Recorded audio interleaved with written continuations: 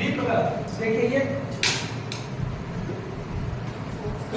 Cobalt, क्या चीज है? कोबाल्ट। और ये Na3 और ये, तो इस कोबाल्ट का कोऑर्डिनेशन नंबर 6 कितना है? 6। तो ये लिगेंड हो गया और लिगेंड और तो ये सेंट्रल मेटल एटम एक साथ, ये जो स्क्वायर ब्रैकेट के इन साइड में रखा गया है, इसको बोला जाता है कोऑर्डिनेशन स्फीयर। क्या कहते हैं इसको? Coordination sphere. और इसी को first sphere of attraction, first sphere of attraction. आगे हम जानेंगे कोऑर्डिनेशन नंबर। क्या जानेंगे? Coordination number. तो इतना बार हो गया डिस्कशन, तो सबको ऐसे भी मालूम ही है। कोऑर्डिनेशन कोऑर्डिनेशन नंबर कहा जा रहा है number of ligand which donate electron to the central metal atom out of ligand। तो ये हो गया जितना ही है, अभी यहाँ पर है NH3 कितना है? 6 है, तो इसका कोऑर्डिनेशन नंबर होगा 6। किसका होगा? ये सेंट्रल एटम का कोऑर्डिनेशन नंबर 6 होगा। आगे कुछ का एग्जांपल और एक दो देख लेते हैं। जैसे एक आ रहा है ये CaEDPA, CaEDPA, इसका कोऑर्डिनेशन नंबर कितना? अभी इथीन डाइमीन टेट्रा एसीटेट, क्या सर? 6 होना चाहिए सर। अभी थोड़ा स्ट्रक्चर लिख के देखिए, इथीन डाइमीन ये CH2N CH2C double O minus CH2C double O minus CH2N CH2C double O minus CH2C double O minus. अब यहाँ पर देखिए एक और जहाँ पर माइनस है, ये चारों ऑक्सीजन को डोनेट करेगा ही, तो 4 ये हो गया कोऑर्डिनेशन नंबर, और ये 2 एक के हाथ से एक हाथ से पीछे। क्लियर? अब आगे कैल्शियम को यहाँ पर दिया गया इसी के साथ कोऑर्डिनेशन।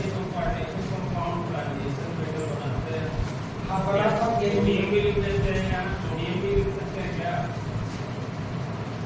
क्या है सर? तो इसलिए लेकिन कैसे है? तो रही बात किसके पास एक नहीं बना सकता सर, इसलिए बनाता ट्रांजिशन में करें, लेकिन इसका वहाँ पर जो हाथ वाले का ये क्या करवा देता सर, ये मतलब तो उसमें ये बनाता रिप्लेस करता। इसलिए इसके पास ब्रैकेट ऑर्बिटल था, इस क्लास में 4s2 है, कैल्शियम क्लोराइड को रिमूव करता है। जी सर। तो ये हो गया। अब हम जानेंगे जो कि 11 में भी पढ़ा है ऑक्सीडेशन स्टेट, और बहुत इंटरेस्टिंग है। तो ये कोऑर्डिनेशन कंपाउंड में ये बहुत ही इंपॉर्टेंट है।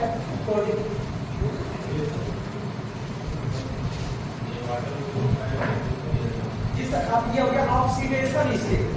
ऑक्सीडेशन स्टेट कुछ नहीं, सब ये क्या होता है याद लेना है कि number which represent the electric charge on the central atom of the complex ion। Complex ion के सेंट्रल एटम पर जितना चार्ज होता है उसी को बोला जाता है oxidation state. Oxidation state F for example FeCl4 -4, तो हमें ऑक्सीडेशन नंबर निकालता है इसका, जिसका बोलते हैं सेंट्रल मेटल X मान लेते हैं X, और साइनाइड का Cl-1, तो ये हो जाएगा आपको मतलब 1 गुणा 4 करेंगे, और इधर जितना चार्ज होता है तो पहले कुछ ऑक्सीडेशन का अब क्या करेंगे X -4, ये -2 होना चाहिए यहाँ पर 0 हो जाएगा।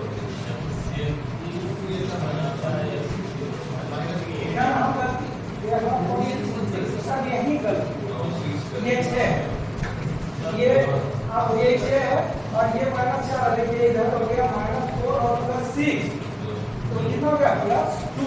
यहाँ पर क्या होगा आयरन, इसका मतलब है कि आयरन जो है 2 इलेक्ट्रॉन लॉस किया, लॉस किया, और इसके साथ जो काउंटर आयन है उसको इलेक्ट्रॉन दिया। ऑक्सीडेशन स्टेट इस केस में इसका कितना है?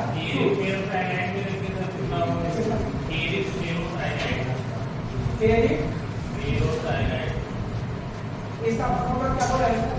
एक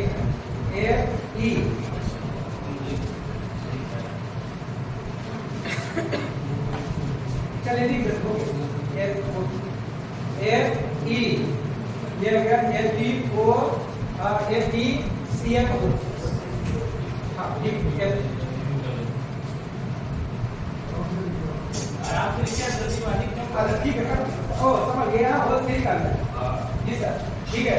देखिए सर बोले हैं ये फेरोसाइनाइड आप मुझे ये फॉर्मूला याद कीजिए सर जैसे बोले तो पूरा ये याद होगा। देखिए ये है FeO और FeCN O6 और ये सही बात। यहाँ करना क्या फेरोसाइनाइड आप किसका सेंट्रल मेटल है इसका हम ऑक्सीडेशन स्टेट निकालने की कोशिश कर रहे हैं। तो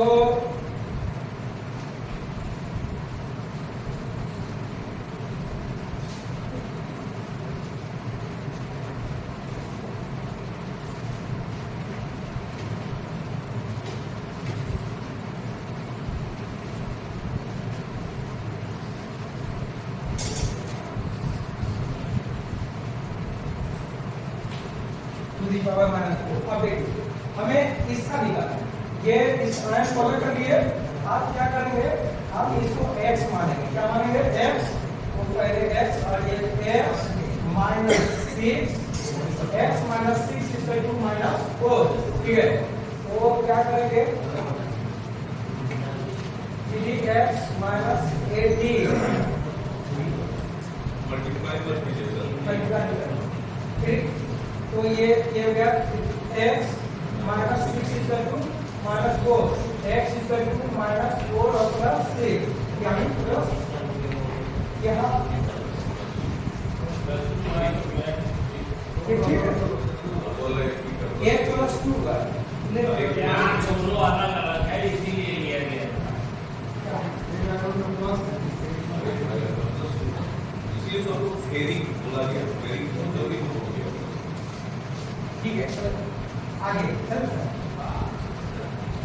आप एक जानना है ये और इंटरेस्टिंग है।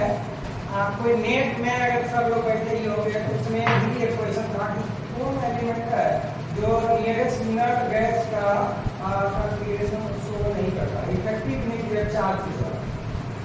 तो यहाँ ऐसे और जगह भी होगा क्वेश्चन बनेगा ऐसा आशा कोई जानते ही है सिंपल चीज है लेकिन एक्सप्लेन करने में आसान है इसलिए मुझे थोड़ा अच्छा लगा।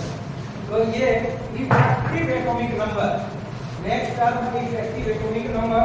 तो इफेक्टिव एटॉमिक नंबर के लिए हम किस पर लिखेंगे Z और माइनस और एक J हम इसको करेंगे Z -2s ऑक्सीडेशन स्टेट और प्लस 2 into कोऑर्डिनेशन एक सिंपल फॉर्मूला। अब इफेक्टिव एटॉमिक नंबर क्या होता है कहा कि जब सेंट्रल मेटल एटम के पास लिगेंड आता है और अपना इलेक्ट्रॉन देता है लेकिन इलेक्ट्रॉन देने से उसके न्यूक्लियस पर क्या इफेक्ट पड़ता है। जैसे इस क्लास में 25 बच्चे पहले से और फिर 25 को आ गए तो यहाँ पे जो कंट्रोलर है उनको कंट्रोल करने में दिक्कत हो रहा है या आसान हो रहा है। आप उसी के इफेक्ट को न्यूक्लियर चार्ज पर क्या प्रभाव पड़ रहा तो एटॉमिक नंबर पर तो उसी के विषय पर total number of electron present on central metal atom और including those gain by it in holding it for effective atomic number. ये सेंट्रल मेटल एटम को जो लोन ने डोनेट किया उससे क्या प्रभावित हुआ इसको हम कैसे निकालेंगे। एक एग्जांपल ले लेते हैं CO ये NO2 O6 और टू द पावर -3 तो इसका इफेक्टिव एटॉमिक न्यूक्लियर चार्ज होता है। पहली बात nuclear number effective atomic number तो इफेक्टिव एटॉमिक नंबर कोबाल्ट हम पहले ये कोबाल्ट है कोबाल्ट का एटॉमिक नंबर होता है 27 और इसका नियरेस्ट इनर्ट गैस क्या हो सकता है 36 क्या है 36। तो हम इसी पर पहले चर्चा करेंगे कि देखिए ये इसका एटॉमिक नंबर यानी Z तो Z है इसका 27 माइनस ऑक्सीडेशन इसे पहले निकालेंगे ये X और ये हो गया X N2 का ऑक्सीडेशन ये सब क्या है 0 -1 ये हो गया -6 इसका तो -3 X इक्वल टू +3 ये 3 इलेक्ट्रॉन लॉस कर चुका है। अब हम बात करेंगे कि ये 27 माइनस ऑक्सीडेशन स्टेट 3 और प्लस 2 इंटू देखिए 6 है कोऑर्डिनेशन नंबर तो 6 गुना 2 तो कितना हो गया 12। अब क्या करेंगे ये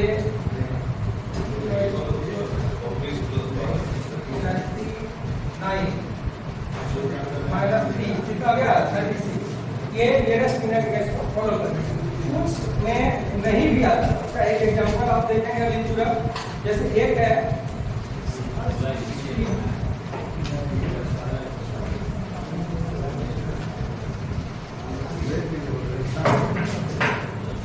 K2 ये K2 FiCm और 4 वो देखिए यहाँ पर नीचे ऐसे जल मेटल लिखा तो नीचे का एटॉमिक नंबर है आपके पास 28 और इसका ऑक्सीडेशन स्टेट हम निकालते हैं 2 + x - 4 = 0 तो ये हो गया 2 यानी +2 क्या आ जाएगा +2 ऑक्सीडेशन स्टेट 2 और प्लस 4 यानी 8 कितना हो गया 36 और -2 34 देखिए ये नियरेस्ट मिनट को के इलेक्ट्रॉनिक कॉन्फ़िगरेशन को अटेस्ट नहीं कर पाए। अब आगे हम एक नोमेनक्लेचर ऑफ कोऑर्डिनेशन कंपाउंड पढ़ा रहे हैं और इसमें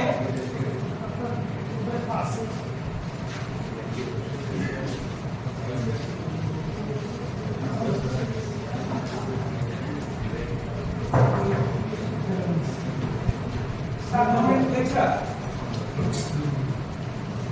अभी नोमेनक्लेचर में बहुत ये है देखिए कुछ भी हो जो आपका जो एक्टिविटी है ना उसको देख के हम लोग एक्साइटेड हो गए सही बताते हैं जो आपका एनर्जी है वो हमको इंस्पायर कर रहा है।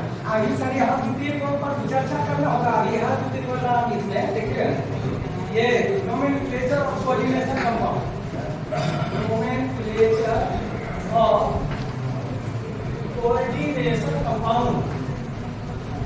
कोऑर्डिनेशन कंपाउंड अब हमारे पास कि इसका नोमेनक्लेचर हम पहले लिखते हैं कैसे तो पहले इसका लिखा जाता है केटायन सबसे पहले लिखा जाता है और उसके बाद एनायन उसके बाद विधि एक कॉम्प्लेक्स आयन तब आता है कॉम्प्लेक्स आयन में किसको लिखेंगे पहले लिखते हैं सेंट्रल मेटल इसको लिखेंगे और फॉलोड बाय लिगेंड और एनायन भी हो सकता है न्यूट्रल भी हो सकता है पॉजिटिव भी लिगेंड हो सकता है। तो इसका एक एग्जांपल मैं लेके यहाँ पर आपके समक्ष आप लोगों से सीखने की कोशिश कर रहा हूँ CF4 तो देखिए ये पहले केटायन ये है ये प्लस तो लिखेगा पोटेशियम और इसका क्या तरह से लिखा गया तो सबसे अभी पूछा जाएगा कि ये क्यों लिखा गया पोटेशियम।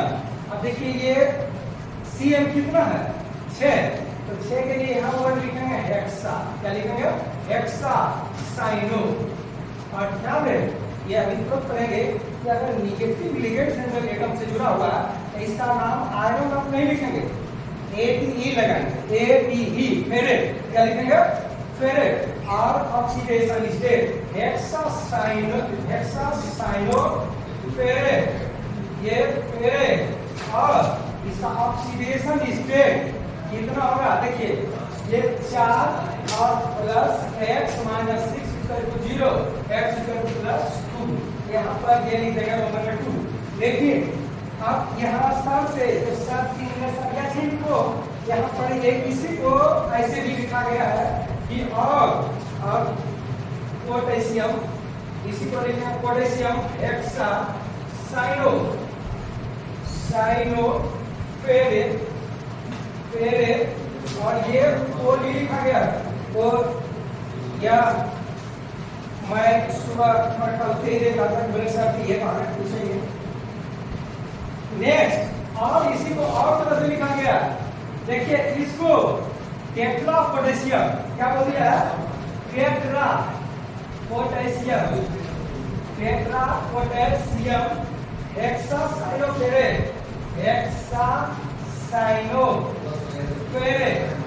रही बात इसमें ऑक्सीडेशन स्टेट को कंसीडर नहीं करें और जो भी कारण हो हम लोग ये जानते हैं और अगर किन्हीं को अगर आवा कि कैसे हो रहा तो आप सर बताएंगे, क्योंकि मेरे से बाहर की क्योंकि मैं तैयार करके रहा उसमें तो नंबर में रोमन में ये रोमन लिखना है सर। वो रोमन भी लिखा हुआ है सर। क्या ये कोटेशन हमेशा साइन ऑफ करे ये माइनस सी का है ऑक्सीडेशन ये इसके ऊपर क्या चार्ज आ रहा है ठीक है। ये कितना सर पूरा चीज लिख दिया आपको देखिए साथ क्लियर कर लिए ये 4 माइनस है तो यहाँ पर वो चार्ज को कंसीडर किया, ऑक्सीडेशन स्टेट नहीं निकाल के चार्ज किया, और इसमें यहाँ टेट्रा पोटेशियम लिख दिया तो ऑक्सीडेशन स्टेट निकालने की जरूरत नहीं पड़ी। ठीक है, अब हम आगे बात करते हैं। इसी में एक और कंपाउंड है, तो इस तरह से। और दूसरी बात, जैसे निगेटिव लिगेंड है, सेंट्रल मेटल अगर कॉपर है उसके साथ निगेटिव लिगेंड है तो कोबाल्ट को लिख देंगे कोबाल्टेट है, तो क्यूप्रेट सिल्वर है, आर्जेंटेट लेड है, पलम्बेट लेड है तो क्या लिखेंगे पलम्बेट। सेंट्रल